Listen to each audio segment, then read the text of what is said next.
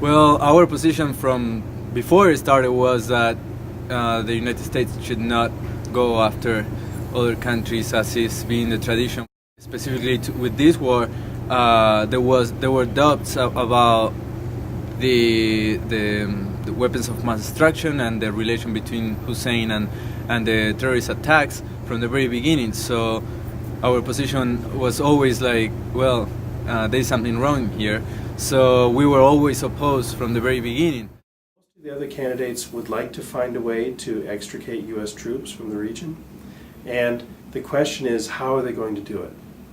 And there's a lot less detail from the candidates on how they intend to accomplish that. So focus on their plans for getting out.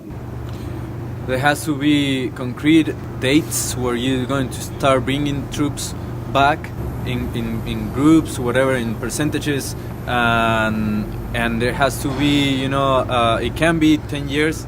I don't know if it should be even 5, maybe less.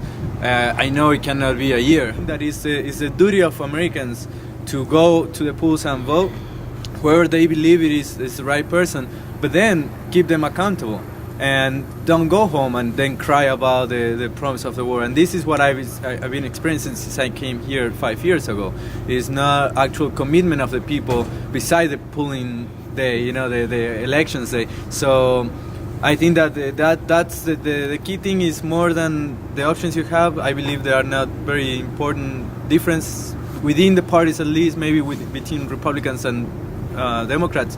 At the national level there are. It's hard to say exactly which of them has a more concrete plan because the basic broad outlines of the plans are somewhat similar. And so I would have to say that I wouldn't really single out one candidate as having a more concrete plan than another on Iraq. We have a unique opportunity in this election season. It's one of the first presidential election seasons where it's wide open on both sides. And for all we know, it could still be wide open on the Republican side in June when Republicans get a chance to vote in the primary in New Mexico. And I encourage all the students to take full advantage of this historic opportunity to participate in a process where no one really knows how it's going to end up.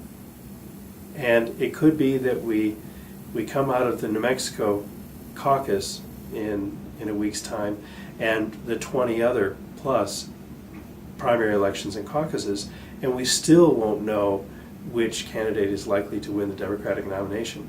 And we still may not know which candidate is going to win the Republican nomination.